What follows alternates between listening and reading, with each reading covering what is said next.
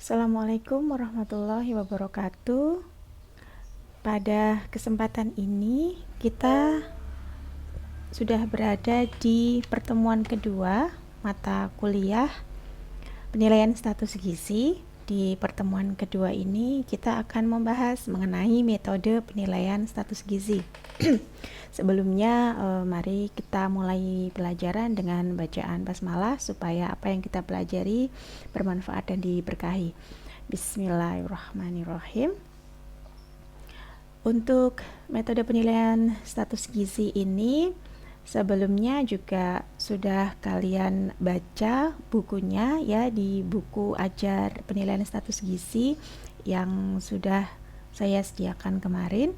Baik, ini adalah materinya, silahkan disimak. Istilah yang berhubungan dengan gizi dan nantinya juga pasti akan selalu kita temui dalam materi-materi penilaian status gizi. Gizi atau nutrition merupakan suatu proses organisme menggunakan makanan yang dikonsumsi secara normal melalui proses digesti, absorpsi, transportasi, penyimpanan, metabolisme, dan pengeluaran zat-zat yang tidak digunakan lagi untuk fungsi normal tubuh dan menghasilkan energi. Begitu ya, jadi gizi atau nutrition secara keseluruhan itu merupakan proses organisme ya. Kalau ini kita membahas tentang manusia ya, proses manusia itu menggunakan makanan yang dikonsumsi untuk proses-proses faali tubuh begitu. Kemudian setelah digunakan dia akan dikeluarkan menjadi zat-zat yang tidak digunakan lagi dan semuanya itu berfungsi untuk fungsi normal tubuh serta menghasilkan energi. Itu definisi dari gizi. Nah, sekarang zat gizi, bahasa Inggrisnya nutrien, merupakan zat yang ada pada makanan yang dibutuhkan oleh organisme untuk pertumbuhan dan perkembangan yang dimanfaatkan secara langsung oleh tubuh yang meliputi makronutrien dan mikronutrien. Jadi zat yang ada di dalam makanan yang itu dibutuhkan oleh tubuh manusia untuk proses-proses faali tubuh, juga untuk pertumbuhan dan perkembangan tubuh dari manusia itu sendiri, yang meliputi ada zat gizi makro dan ada zat gizi mikro. Pasti kalian sudah tahu ya, zat gizi makro apa, zat gizi mikro apa. Nah, sekarang keadaan gizi seseorang. Nah, kamu pernah menimbang badan? Kamu pernahkah mengukur status gizimu? Ya, status gizi untuk remaja seperti seumuran kalian ya, sudah beranjak ke dewasa muda, itu status gizinya di bawah 18 tahun menggunakan IMT menurut umur. Kalau di atas 18 tahun sudah menggunakan IMT ya, kategorinya sudah berbeda. Nah, pernah nggak kalian ngecek berat badan berapa, tinggi badan kalian berapa, kemudian dicek status gizi saya itu berapa sih? Nah, status gizimu itu merupakan keadaan gizimu gitu ya. Keadaan sebagai akibat dari keseimbangan antara konsumsi dan penyerapan zat gizi dan penggunaan zat-zat gizi tersebut, atau keadaan fisiologi akibat dari ketersediaan zat gizi dalam seluler tubuh. Ya, jadi keseimbangan antara apa yang kamu konsumsi dengan apa yang tubuhmu butuhkan itu tergambar dari kondisi status gizimu saat ini. Ya, baik itu nanti kamu punya status gizi yang kurang, status gizi baik, atau status gizimu lebih, itu merupakan gambaran dari kondisi keseimbangan antara apa yang kamu makan, yang kamu konsumsi dengan apa yang dibutuhkan oleh tubuhmu. Kalau kamu mengkonsumsi lebih dari apa yang dibutuhkan, pasti status gizimu juga akan lebih karena kelebihan energi dari asupan tersebut tersimpan sebagai lemak di dalam tubuh. Kalau seimbang, apa yang kamu asup dengan apa yang kamu butuhkan itu sama, ya kamu akan memiliki status gizi yang baik. Nah, kalau kurang, defisit ya, yang kamu konsumsi lebih rendah dari apa yang kamu butuhkan, kamu akan berada pada status gizi kurang. Nah, itu ya, itu adalah keadaan gizi. Jadi berat badan seseorang menggambarkan keadaan gizi seseorang. Seperti itu. Tidak hanya berat badan, tapi juga tinggi badan, begitu. Karena komponen dari penilaian status gizi untuk IMT tadi ya, untuk menilai status gizi dewasa itu dibutuhkan data berat badan dan tinggi badan.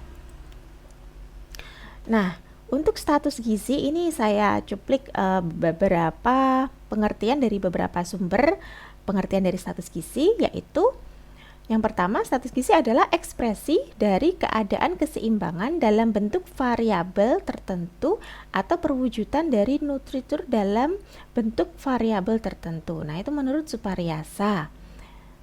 Menurut Suditama, status gizi adalah keadaan tubuh yang merupakan hasil akhir dari keseimbangan antara zat gizi yang masuk ke dalam tubuh dan utilisasinya atau penggunaannya, atau dalam artian yang dibutuhkan di dalam tubuh ya, keseimbangan antara yang masuk dengan yang digunakan atau yang dibutuhkan oleh tubuh, seperti yang saya jelaskan tadi. Kemudian menurut Al-Matsir, status gizi adalah keadaan tubuh sebagai akibat konsumsi makanan dan penggunaan zat-zat gizi ya. Dari ketiganya ini hampir sama ya, berarti kita bisa simpulkan bahwa status gizi itu merupakan ekspresi atau keadaan atau gambaran kondisi keseimbangan antara makanan yang diasup dengan yang dibutuhkan oleh tubuh. Ya, itu akan tergambar pada kondisi status gizi seseorang. Nah, berbicara mengenai status gizi, ya pasti kita akan berbicara tentang malnutrisi atau gizi salah. Ya, sering ya kalian dengar ya malnutrisi atau malnutrition bahasa Inggrisnya. Itu merupakan keadaan patologis akibat kekurangan atau kelebihan secara relatif maupun absolut satu atau lebih zat gizi. Ya, dari sini disimpulkan bahwa malnutrisi, mal itu salah ya, nutrisi itu gizi, jadi gizi salah atau malnutrisi itu bisa saja gizi kurang, bisa juga gizi lebih. Ya, contoh, selama ini pasti kita berpikiran bahwa malnutrisi itu pasti gizi kurang atau gizi buruk. Nah, dia tuh malnutrisi tuh, ya. Belum tentu orang yang gemuk, orang yang obes seperti itu juga malnutrisi. Gizinya salah, ya.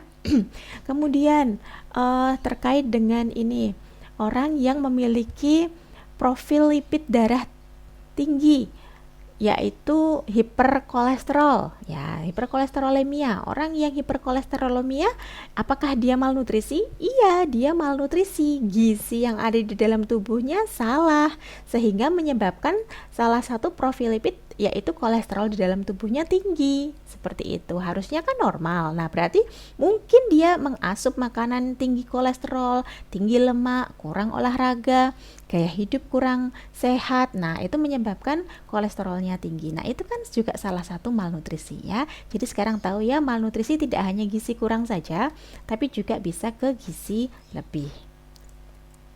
Nah, ini 4 bentuk malnutrisi. Yang pertama adalah undernutrisi atau gizi kurang ya. Undernutrition merupakan kekurangan konsumsi pangan secara relatif atau absolut untuk periode tertentu. Ya, jadi tidak serta-merta kamu kemarin makannya kurang, sekarang langsung undernutrisi. Enggak ya, undernutrisi atau kurang gizi itu tergambar dari kurangnya berat badan, kurangnya tinggi badan. Nah, itu prosesnya pada periode tertentu. Jadi jangka waktunya enggak serta-merta, tidak akut begitu ya. Jadi agak lama sehingga menyebabkan seseorang itu undernutrisi gitu. Kemudian untuk undernutrisi itu pada umumnya kekurangan zat gizi makro ya. Zat gizi makro adalah zat yang menyumbang energi kan. Nah, zat gizi makro apa saja? Karbohidrat, lemak, protein. Nah, karbohidrat, lemak, protein itu dia merupakan penyumbang energi di dalam tubuh. Ya kan? Kalau karbo, lemak, protein itu kita konsumsinya berlebihan, pasti tubuh kita juga akan menyimpan energi yang berasal dari makronutrien tersebut kan juga banyak. Padahal dipakainya sedikit, seperti itu. Nah, sisanya kan akan tertimbun di dalam tubuh ya, sehingga kita bisa gizi lebih seperti itu. Nah, kalau yang undernutrisi ini berarti dia tergambar dari berat badan kan, berat badan yang kurang. Begitu berarti uh, kekurangan zat gizi pada undernutrisi ini merupakan kekurangan zat gizi yang makronutrien, gitu ya. Jadi dia kekurangan energi sehingga berat badannya menjadi kurang. Faktor yang mempengaruhi berat badan seseorang itu kan asupan dari makronutrien, karena penyumbang energi adalah makronutrien. Tidak mungkin dia kekurangan mikronutrien. Misal orang kekurangan zat besi, maka berat badannya turun. Orang kekurangan vitamin C, berat badannya turun, kan nggak mungkin, karena mineral zat besi atau vitamin C itu tidak menyumbang energi ya, karena dia mikronutrien itu kan tidak menyumbang energi begitu. Jadi untuk yang undernutrisi ini berarti dia kekurangan zat gizi makro atau kekurangan energi secara umumnya. Kemudian spesifik defisiensi, kekurangan zat gizi tertentu, misalnya kekurangan vitamin A, yodium, Fe, dan lain-lain. Nah, untuk spesifik defisiensi ini merupakan kekurangan zat gizi yang mikro atau mikronutrien ya, dan ini tidak berimbas ke berat badan. Spesifik defisiensi ini tidak berimbas ke berat badan. Misalnya orang yang anemia itu kekurangan apa sih? Zat besi. Zat besi itu kan mineral, itu kan mikronutrien. Nah, orang yang kekurangan zat besi atau anemia, apakah berat badannya turun? Tidak ya. Jadi dia akan muncul gejala-gejala lain pada kekurangan zat besi atau orang yang anemia, yaitu apa? 5L, lemah, letih, lesu, loyo, lunglai ya. Kemudian apalagi? Nah, kondisi itu kemudian pucat di mata atau kuku, kemudian sering pusing. Nah, itu adalah kondisi atau ciri-ciri fisik yang dialami oleh orang yang kekurangan zat besi atau anemia. Jadi untuk spesifik defisiensi itu munculnya kekurangan mikronutrien yang tidak berimbas ke berat badan ya. Berimbasnya kemana? Berimbasnya ke ciri fisik ya. Kekurangan vitamin A itu akan ada pengaruh pada mata ya, penyakit xerophthalmia seperti itu. Nanti kita akan belajar itu juga, kekurangan vitamin A. Nah, kekurangan vitamin A, yodium itu juga ya, ada gondok seperti itu, kemudian dia kreatin ya. Dia tidak dia akan muncul gejala-gejala fisik ya.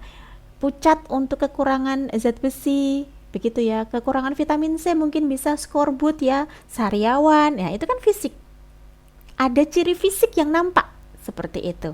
Nah, jadi untuk penilaian status gizi tidak hanya berat badan saja atau tinggi badan saja yang diukur, jadi ciri fisik juga dihitung nanti. Nanti kita akan belajar metode penilaian status gizi itu ternyata ada bagian klinis atau fisik, karena spesifik defisiensi ini munculnya adalah gejala-gejala klinis, tidak berimbas ke berat badan. Jadi tidak hanya berat badan saja yang merupakan faktor untuk yang dinilai dalam penilaian status gizi, ternyata ada banyak ya, nanti kita belajar itu. Kemudian overnutrition, nah kelebihan konsumsi pangan untuk periode tertentu. Nah ini adalah kebalikan dari undernutrition ya. Overnutrition itu berimbasnya ke berat badan ya, karena dia kelebihan dari makronutrien.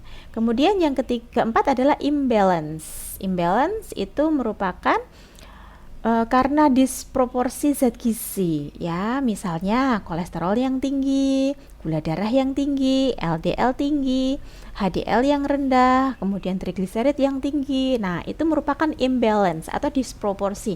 Harusnya proporsinya itu sekian, nah di situ dia jadinya tinggi di dalam tubuhnya. Itu namanya imbalance gitu ya. Jadi ada 4 bentuk malnutrisi.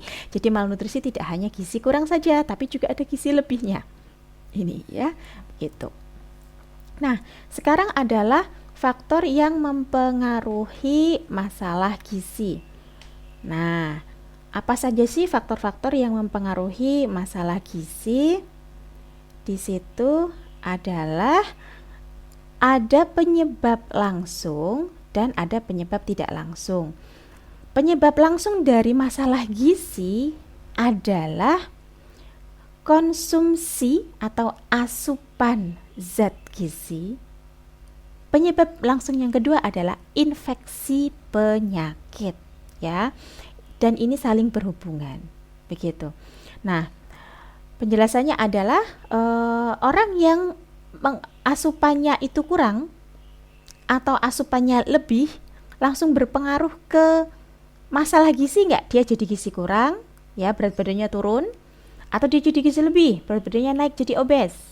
Iya kan, langsung mempengaruhi kan? Ya, jadi asupan zat gizi adalah penyebab langsung atau faktor langsung dari masalah gizi. Tadi masalah gizi ada banyak ya, ada gizi lebih, ada gizi kurang, seperti itu.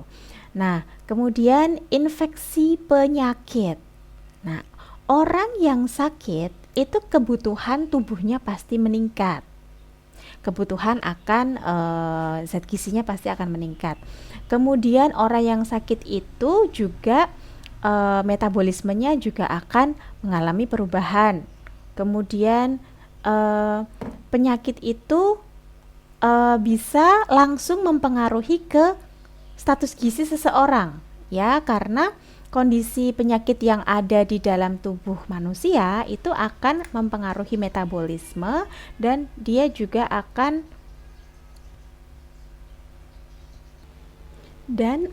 berdampak pada masalah gizi. Ini adalah dua penyebab langsung dari masalah gizi. Kemudian penyebab tidak langsungnya adalah ketersediaan pangan di tingkat rumah tangga. Nah, ketersediaan pangan di tingkat rumah tangga atau di rumah itu kan pasti akan mempengaruhi konsumsi zat gizi seseorang, begitu ya. Jadi ini penyebab tidak langsung. Kemudian pola asuh, ya, asuhan ibu dan anak. Pola asuh ibu ya di rumah terhadap anak-anaknya, terhadap keluarga, begitu akan mempengaruhi konsumsi zat gizi dalam keluarga tersebut. Kemudian dia juga akan berpengaruh terhadap penyakit infeksi. Kenapa? Pola asuh di lingkungan yang kurang baik sanitasinya, penggunaan air yang tidak bersih, kemudian lingkungan yang kurang bersih itu akan berpengaruh ke penyakit, ya kan? Nah, penyakit di sini adalah penyakit yang infeksi. Seperti itu, misal diare. Misal ISPA, anak kecil yang sering diare, anak kecil yang sering ISPA, begitu dia akan sering sakit. Anak yang sering sakit berat badannya susah naik, seperti itu, sehingga akan berpengaruh ke status gizinya, kan begitu ya. Kemudian yang ketiga adalah pelayanan kesehatan. Nah, pelayanan kesehatan itu apa sih? Nah, Yankes ya, pelayanan kesehatan di lingkungan tempat tinggal individu tersebut apakah mudah dijangkau atau tidak, apakah diakses oleh individu tersebut atau tidak, misalnya puskesmas, posyandu. Nah, itu kan pelayanan kesehatan yang paling dekat dengan masyarakat. Nah, itu untuk memantau kesehatan, memantau pertumbuhan. Nah, itu diakses atau tidak oleh masyarakat tersebut, atau aksesnya mudah atau tidak untuk masyarakat tersebut. Itu sangat mempengaruhi ke kondisi penyebab langsung ini. Seperti itu. Nah, penyebab utama dari permasalahan gizi adalah kemiskinan dan pendidikan, ketersediaan pangan dan kesempatan kerja pada suatu wilayah. Nah, untuk akar masalahnya adalah krisis ekonomi dan politik. Itu merupakan dasar dari akar masalah. Kalau ekonomi suatu negara dan politiknya itu stabil, ekonominya baik, nah itu pasti ketersediaan lapangan kerja itu banyak, orang yang miskin itu akan sedikit karena semuanya sejahtera. Itu akan berpengaruh ke ketersediaan makanan di tingkat rumah tangga, pelayanan kesehatan yang lebih baik, kemudian pendidikan ibu juga baik. Kalau ibu yang pendidikannya baik, khususnya untuk kesehatan, dia pasti juga akan mengasuh anaknya dengan baik. Nah, itu akan berpengaruh ke penyakit infeksi dan konsumsi makanan seorang individu dan akan berakhir ke masalah gizi yang minimal. Ya, begitu ya. Kemudian, nah ini data yang berkaitan dengan status gizi. Data yang berkaitan dengan status gizi itu ada data umur. Umur itu dihitung dalam bulan atau tahun penuh, ya. Misal ada bayi umurnya 2 bulan 17 hari. Nah, itu kamu ngitungnya gimana kan? Nanti kalau dalam perhitungan indeks antropometri atau status gizi untuk bayi, itu kan kita menghitung di dalam tabel itu kan harus penuh ya. Jadi 2 bulan, bayi 2 bulan. Paling hanya 2 bulan setengah kan begitu. Atau 3 tahun setengah begitu. Nah, berarti kalau umur bayinya itu seperti ini, nah apa yang harus kita lakukan? 2 bulan 17 hari. Nah, ini dihitungnya umur 3 bulan. Kenapa? Karena lebihnya 17 hari. 17 hari itu sudah lebih dari separuh bulan. Separuh bulan berapa? 15 hari kan? Nah, karena sudah lebih dari separuh, berarti ngitungnya dibulatin ke atas, yaitu 3 bulan. Ada lagi nih, anak umur 15 tahun 3 bulan. Nah, ini nanti kita ngitungnya gimana nih 15 tahun 3 bulan. Nah, dihitungnya adalah 15 tahun karena 3 bulan ini masih kurang dari setengah tahun. Setengah tahun kan 6 bulan ya. Karena ini masih kurang, jadi dibulatkannya ke bawah, ke angka 15. Itu adalah cara untuk mengukur umur. Nah, kemudian hal yang sering kita ukur juga berkaitan dengan status gizi adalah panjang badan dan tinggi badan. Nah, ini saya ingin membedakan apa itu panjang badan dan apa itu tinggi badan. Panjang badan digunakan untuk anak umur 0 sampai 24 bulan saja, yaitu 2 tahun, di bawah 2 tahun. Nah, kenapa kok ngitungnya itu panjang badan? Karena pada umumnya anak di bawah 2 tahun itu belum bisa berdiri atau bisa berdiri tapi masih tidak bisa berdiri secara penuh begitu ya, sehingga kita mengukurnya pakai ukuran terlentang ya, dia tidur begitu nanti diukur. Nah, pengukuran yang tidur inilah, pengukuran tinggi badan yang tidur inilah yang disebut dengan panjang badan ya. Jika anak umur di bawah 24 bulan, di bawah 2 tahun, diukur berdiri, maka harus dikoreksi dengan menambahkan 0,7 cm. Jadi aturannya adalah untuk mengukur tinggi badan anak di bawah 2 tahun harus menggunakan panjang badan. Ya, diukurnya dengan terlentang tidur, ya. Bagaimana jika anak yang umur 2 tahun sudah bisa berdiri? Pasti dia ketika diukur dengan cara posisi tidur pasti dia nggak mau, ya kan? Anak umur 1,5 itu sekarang sudah banyak yang bisa jalan, sudah itik-itik kesana kesini gitu ya. Nah, kita ngukur tinggi badannya, oke lah dia kita ukur pakai berdiri ya, pakai mikrotoa, mungkin stadiometer, pakainya berdiri boleh, nggak apa-apa.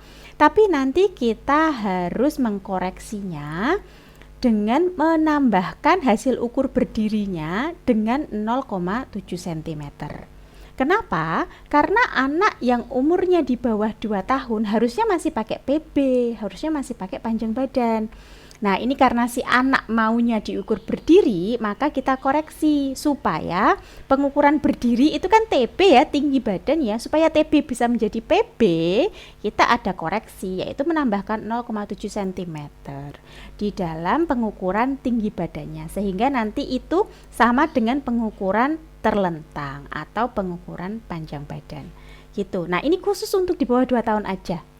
Nah, setelah di atas 2 tahun kita ngukurnya harus berdiri ya, pakai tinggi badan, makanya disebut dengan tinggi badan. Digunakan untuk anak umur lebih dari 24 bulan. Nah, bagaimana jika anak yang umurnya di atas 2 tahun tapi mungkin ada suatu hal sehingga dia tidak bisa diukur dengan berdiri, maka dia diukurnya dengan terlentang ya. Koreksinya bagaimana? Ya dikurangi 0,7 dari hasil pengukuran panjang badan dengan tidur dari anak yang sudah di atas 2 tahun itu kita kurangi 0,7 supaya menjadi hasil tinggi badan, karena syaratnya untuk anak di atas 2 tahun adalah menggunakan tinggi badan pengukurannya ya. Nah, ini cara koreksinya. Penting untuk dikoreksi. Jika seorang anak berumur kurang dari 2 tahun diukur tingginya itu berdiri, maka ditambahkan 0,7 cm untuk mengkonversi menjadi panjang badan ya, karena di bawah 2 tahun harusnya diukurnya tidur ya. Kemudian jika seorang anak berumur 2 tahun lebih yang harusnya diukurnya tinggi badan pakai berdiri, kemudian lalu dia diukur pakai terlentang yaitu panjang badan, maka dia harus dikoreksi dengan pengurangan 0,7 cm untuk mengkonversinya menjadi tinggi badan. Begitu. Nah, seperti inilah pengukuran panjang badan ya, tidur. Begitu. Ini khusus untuk anak di bawah 2 tahun. Begitu ya. Nah, sekarang kita ke metode penilaian status gizi. Metode penilaian status gizi itu ada 2. yaitu digolongkan menjadi dua ya, secara langsung dan tidak langsung. Ya, mari kita lihat. Kita lihat dulu metode penilaian status gizi itu ada berapa sih? Ada 7 ya. Metode penilaian status gizi itu ada 7, sering disingkat menjadi A, B, C, D, E, F, G ya, urut ya. A itu apa? A itu antropometri. Oke, B itu apa? B itu biokimia atau biochemical. C itu apa? C itu clinical atau klinis. D itu apa? D itu dietary. Dietary itu apa? Asupan, gitu ya. E itu apa? E itu ekologi, faktor ekologi. F itu apa? F itu functional atau biofisik. G itu apa? G itu vital, statistik. Loh Bu, kok V Bu? Ya enggak apa-apa, supaya ini habis F bukan V, A, B, C, D, E, F, V ya, supaya G gitu, supaya gampang diingat. Oh G itu ternyata statistik vital, begitu ya. Agak nyeleneh ini yang G ya, nggak apa-apa, nggak ada G nya kok ini tiba-tiba G gitu. It's okay, hanya untuk kamu untuk mudah mengingat ya. Jadi metode penilaian status gizi itu ada 7 totalnya ya. Antropometri, biokimia, klinis, dietary, ecological, functional atau biofisik, dan statistik vital. A, B, C, D, E, F, G. Nah, dari 7 metode penilaian status gizi itu dibagi menjadi 2 ya. Ada penilaian gizi secara langsung dan ada yang tidak langsung. Yang langsung itu mana saja sih dari ketujuh itu? Nah, penilaian status gizi secara langsung itu ada antropometri, biokimia, klinis, dan biofisika atau biofisik.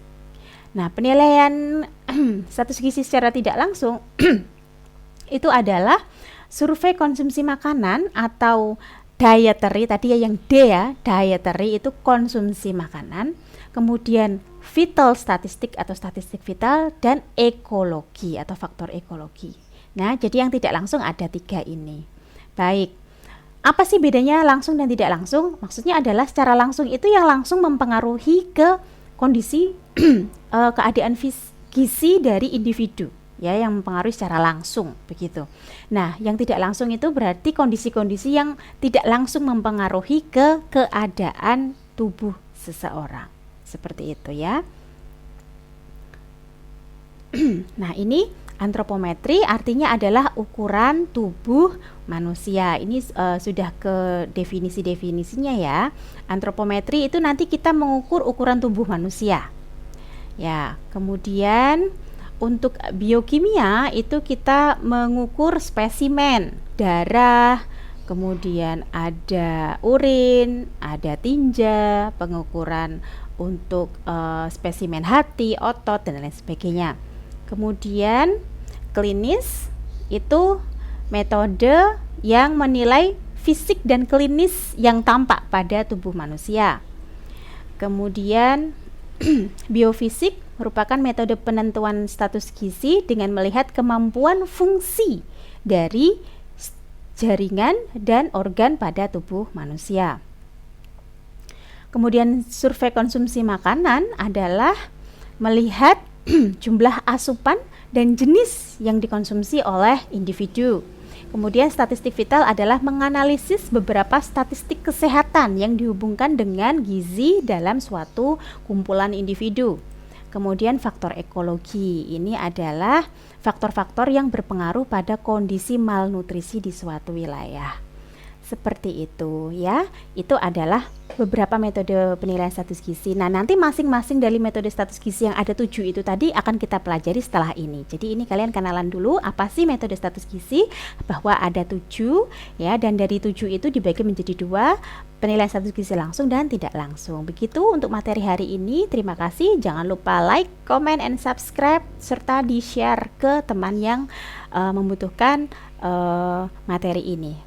Terima kasih. Wassalamualaikum warahmatullahi wabarakatuh.